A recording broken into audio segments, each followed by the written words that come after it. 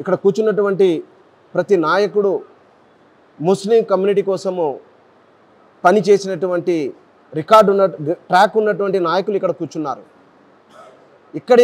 ఇక్కడ భవిష్యత్తులో ప్రజెంటు భవిష్యత్తులో కూడా ముస్లిం కమ్యూనిటీకి సంబంధించినటువంటి ఎలాంటి సమస్య వచ్చినా కూడా ఆ సమస్యను మా భుజస్కంధాల మీద మోసుకుంటూ పోరాడే తత్వం ఉన్నటువంటి నాయకులు ఇక్కడ ఉన్నారు.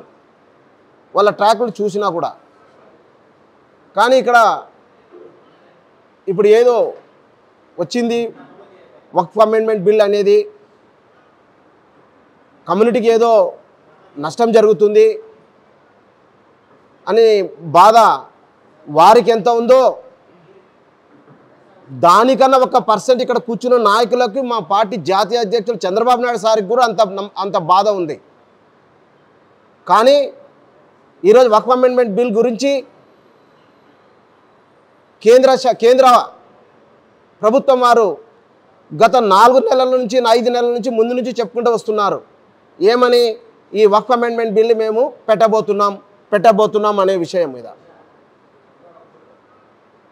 మేము అయినా ఈరోజు మా రాష్ట్రంలో ఉన్నటువంటి ప్రత్యర్థి పార్టీ ప్రతిపక్ష పార్టీ అయినటువంటి వైఎస్ఆర్ పార్టీ వారు ఆ దిశగా ఏదైనా వాళ్ళు పని చేసినారా, ముస్లిం వెల్ఫేర్ గురించి ఏమైనా పని చేసినారా, దాని మీద ఏమైనా ప్రతిపాదనలు ఏమైనా కేంద్ర ప్రభుత్వానికి వాళ్ళు ఏమైనా పంపించినారా అనే విషయం ఏదైనా ఒకటి ఉంది అంటే కూడా చెప్పమని మీడియా ద్వారా వాళ్ళకి సవాల్ విసురుతున్నాను.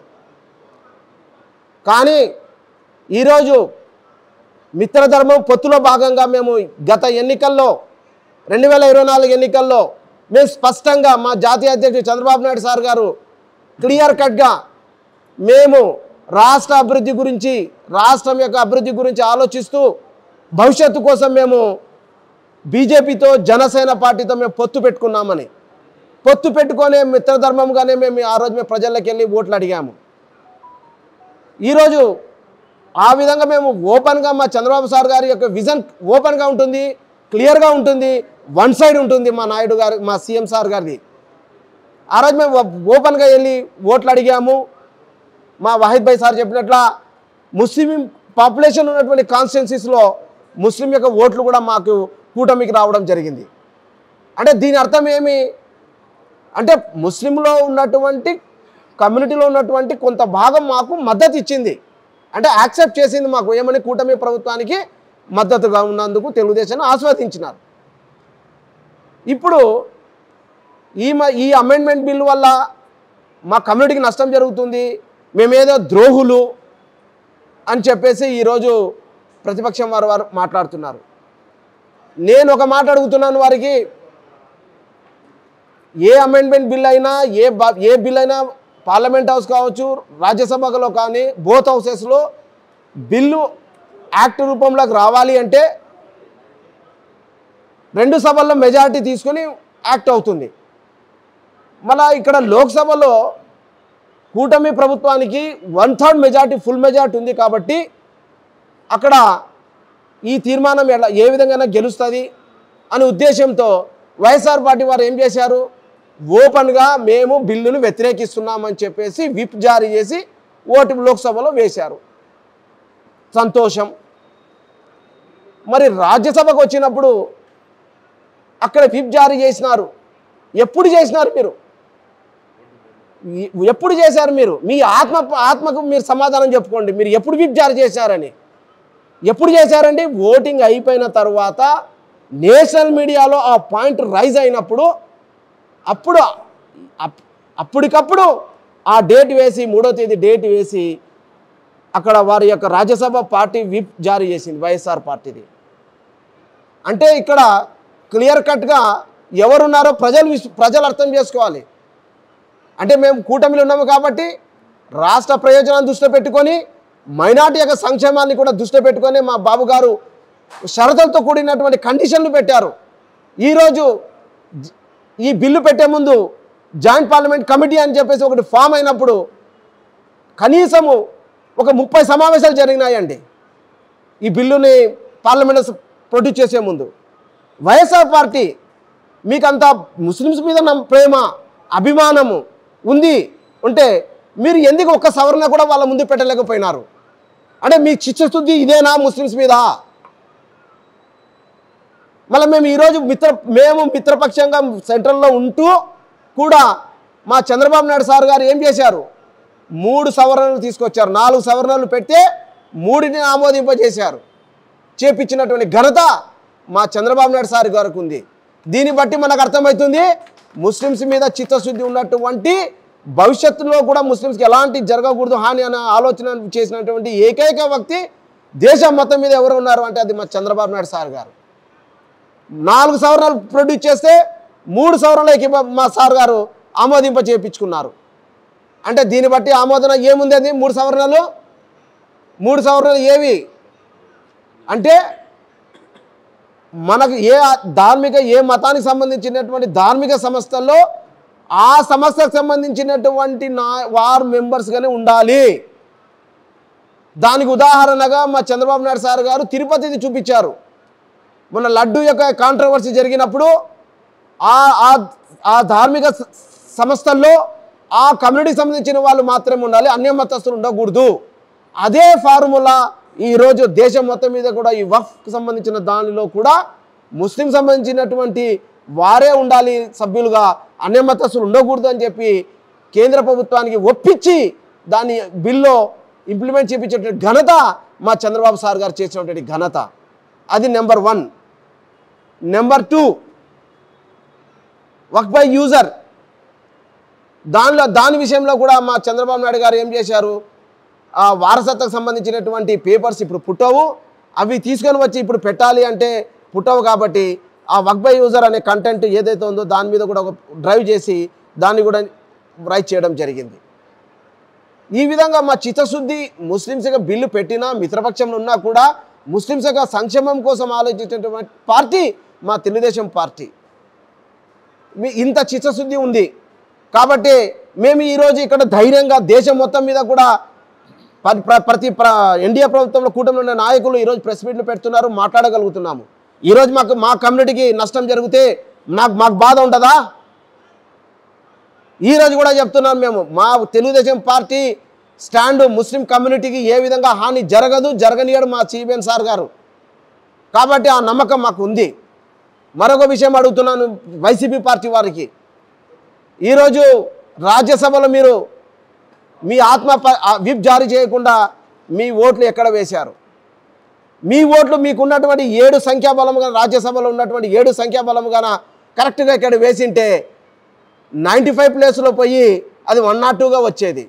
ఈరోజు మాకు ఆ బిల్లును వ్యతిరేకించినటువంటి వారి సంఖ్య 95 అయింది. అంటే మీకు సంబంధించిన 7 ఓట్లు ఎక్కడ పోయినాయి? మీరేమంటున్నారు? మేము బిల్లుకి వ్యతిరేకంగా ఓటు వేసినారు అంటున్నారు. మళ్ళీ ఒక్కసారి ఆ స్టాటిస్టిక్స్ కానీ మనం తీసుకున్నామంటే రేపు పొద్దున ఆర్టీఐ కింద ఆ స్టాటిస్టిక్స్ అనేది ఈరోజు కాబట్టి రేపు బయటికి వస్తుంది. ఇంకా మీకు బెస్ట్ ఎగ్జాంపుల్ ఒకటి ఇస్తున్నానండి ఎవిడెన్స్గా. రాజ్యసభలో మీ పార్టీకి సంబంధించినటువంటి వ్యక్తి నత్వానీ గారు, ఇది బాగా పాయింట్ నోట్ చేసుకోవాలి మనం.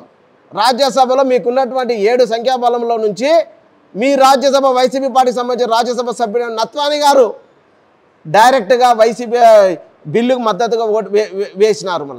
మరి దానికి ఏం సమాధానం చెప్తారు మీరు? అంటే ఇప్పుడు ఆయన నత్వానీ గారు మీరు సస్పెండ్ చేస్తారా? ఉందా సస్పెండ్? మీ చిత్తశుద్ధి ఉంటే సస్పెండ్ చేసి ప్రజల ముందు నిలబెట్టండి. కానీ ఆయన చేయలేరు. ఈరోజు మాకు చెప్తారు ముస్లిమ్స్ యొక్క ద్రోహులు వీళ్ళు అనేసి. మేము ముస్లిం ద్రోహులు కాదు, ముస్లిమ్స్ పక్షపాతంగా ఉన్నటువంటి మా విజన్ లీడర్ చంద్రబాబు నాయుడు గారు మరియు మా యొక్క గౌరవ మంత్రివర్యులు టీజీ భరత్ గారు కూడా ముస్లిమ్స్ యొక్క సంక్షేమం గురించి ఆలోచించినటువంటి కుటుంబము టీజీ ఫ్యామిలీ. ఈరోజు ఇంకొక విషయం చెప్తున్నాను. ఎలక్షన్స్ అప్పుడు ఒక వీడియో వైరల్ చేసి నిన్న మీడియా సమావేశంలో చూపించారు మా భరత్ గారి గురించి. అయ్యా, ఆ టైంలో ఎలక్షన్స్ టైంలో జరుగుతున్నటువంటి సందర్భం విషయం ఏమిటి? ఏ విషయం మీద ముస్లిం సమస్య మీద కాంట్రవర్సీ ఉండింది దేశం మొత్తం మీద? సిఐఏ మీద, ఎన్ఆర్సీ మీద ఉండింది. అప్పుడు వక్ఫ్ బోర్డు సంబంధించిన భూముల మీద లేదు. అప్పుడు ఆ టైంలో మా గౌరవ మంత్రి టీజీ భరత్ గారు చౌక్లో ఏమని చెప్పారు, నేను ముస్లిమ్స్కి సంబంధించినటువంటి ఏ సమస్య వచ్చినా ఎన్ఆర్సీ కావచ్చు, సిఏ కావచ్చు, వాటి మీద ఏదైనా మీ మీద ముస్లిం సంక్షేమ ముస్లిమ్స్ కోసం ఏదైనా ప్రాబ్లం వచ్చిందంటే నేను ముందు ఉంటా అని చెప్పాడు. ఆ టైంలో కన్నా వక్ఫ్ సంబంధించినటువంటి బిల్ కానీ వక్ఫ్ సంబంధించినటువంటి ఇష్యూ ఉండింటే కూడా ఆ రోజు మా సార్ గారు ఆ స్టేట్మెంట్ ఇచ్చేవారు, వెనుకాడరు దాని విషయంలో.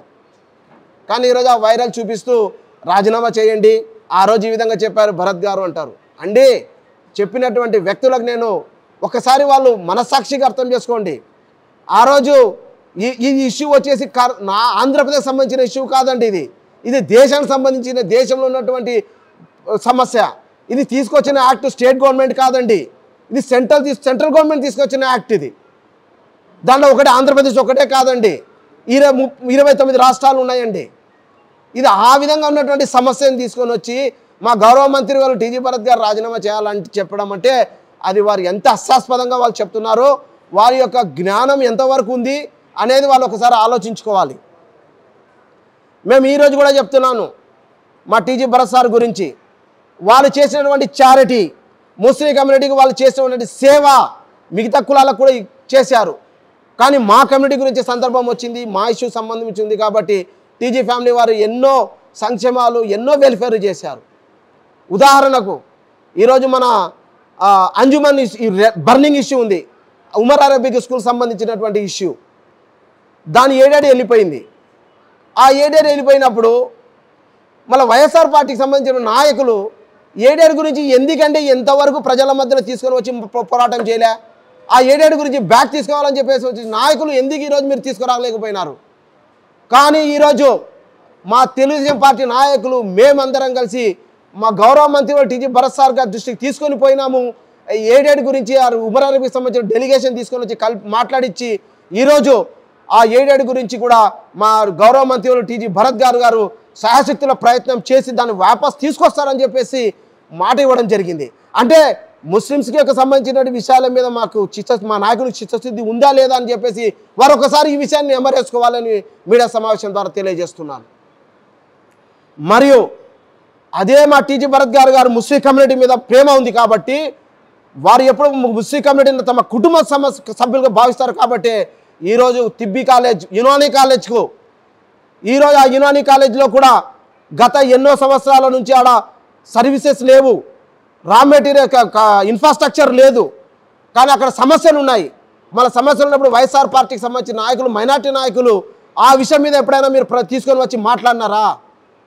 కానీ మా టీజీ భరత్ గారు ఆ విషయాన్ని మా తెలుగుదేశం పార్టీ నాయకులు తీసుకొని సార్ దృష్టిలో పెడితే అప్పుడు ఇంకా ఆయన మంత్రి కూడా కాదు, ఆయనకు ఎమ్మెల్యే కూడా కాదు, కానీ ఆయనకు చిత్తశుద్ధి ఉంది ముస్లిం కమ్యూనిటీ మీద. కాబట్టి తన సొంత జోబులో నుంచి 5 లక్షల రూపాయలు యునానీ కాలేజ్కి డొనేట్ చేసి అక్కడ ఇన్ఫ్రాస్ట్రక్చర్ని బిల్డ్ చేయడం జరిగింది. అంటే దీన్ని బట్టి అర్థమవుతుంది ఎవరండి ఇన్బిల్డ్ చేసినా కూడా 4 నెలల వరకు ఆ రా మెటీరియల్ని మన సార్ ప్రొవైడ్ చేసినటువంటి మెటీరియల్ని వాడలేదు, ఇంటర్నల్ రాజకీయాల వల్ల.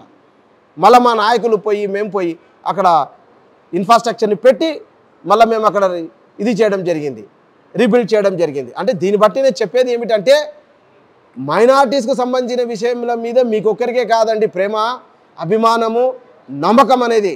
అది మాలో ఇక్కడ కూర్చున్న ప్రతి నాయకునికి కమ్యూనిటీ మీద బాధ ఉంది, వాళ్ళ కోసం కష్టపడే గుణం ఉన్నటువంటి ఉంది. మా కర్నూలు అసెంబ్లీ నియోజకవర్గం ఇంతమంది నాయకులకే ఉంది అంటే రాష్ట్రం మొత్తం మీద ఉన్నటువంటి టీడీపీ పార్టీకి సంబంధించినటువంటి ప్రతి నాయకునికి, మైనార్టీ నాయకునికి మా కమ్యూనిటీ రైట్స్ కోసం పోరాడే శక్తి, పోరాడే దమ్ము మాకు ఉంది. మేము ఈరోజు ఇంకా 4 సంవత్సరాలు మాకు అధికారంలో ఉండే ప్రజలు ఆస్వాదించి కూర్చోబెట్టారు. ఇంకా 4 సంవత్సరాల్లో మేము మా కమ్యూనిటీ గురించి ఎక్కడ కూడా నష్టం జరగకుండా కాపాడుకోవాల్సిన బాధ్యత మా మీద ఉంది. మేము చిత్తశుద్ధితో పని చేస్తాము. మా నాయకుడుకు ఇంకా క్లియర్గా ఉంది, చంద్రబాబు నాయుడు సార్ గారికి, మా గౌరవ మంత్రి వాళ్ళు టీజీ భరత్ సార్ గారికి కూడా. మీరు ఏం భయపడొద్దండి. ఈ బిల్లు రావడం వచ్చింది, కానీ ఈ బిల్లు రావడానికి కారకులు ఎవరు? మీ పార్టీకి సంబంధించిన ఒక ఎంపీ కూడా రాజ్యసభలో ఓటు వేసినారు. కాబట్టి దానికి ముందు సమాధానం చెప్పి మీరు మా మీద బురద చల్లండి.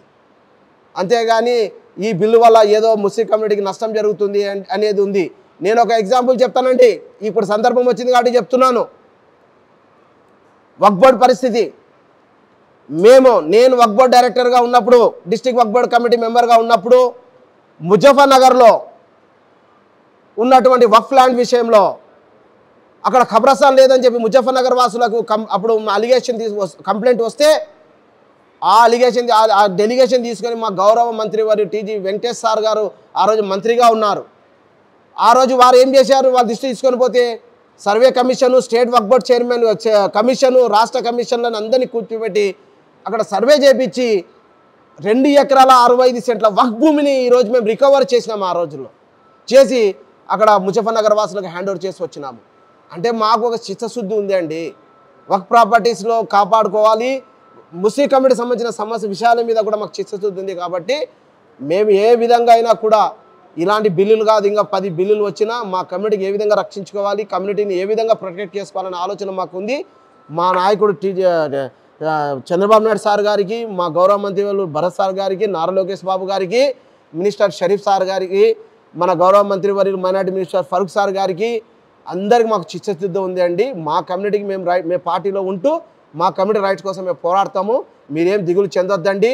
మరి ఒకసారి మన కర్నూలు వైసీపీ పార్టీ నాయకులకు నేను చెప్తున్నాను, వారికి ఒక చివరి మాట, బాబు మీరు ఫస్ట్ రాజ్యసభలో మీ ఓటు వేసినటువంటి ఎంపీ గారి విషయం మీద మీరు ఒక క్లారిటీ ఇచ్చిన తర్వాత అప్పుడు మీరు ముందుకు వెళ్ళి ఇప్పుడు ముస్లిం పక్షానికి ఏం జరిగిందో నష్టం అనేది మీరు తెలపండి అని చెప్పేసి వారికి గౌరవంగా వినవించుకుంటూ నా కోసం కల్పించినటువంటి మా పార్టీ టీడీపీ పార్టీ క్యాడర్కి ఇక్కడ వచ్చిన నాయకులందరికీ మనస్ఫూర్తిగా కృతజ్ఞత తెలుపుకుంటూ సెలవు తీసుకుంటున్నాను.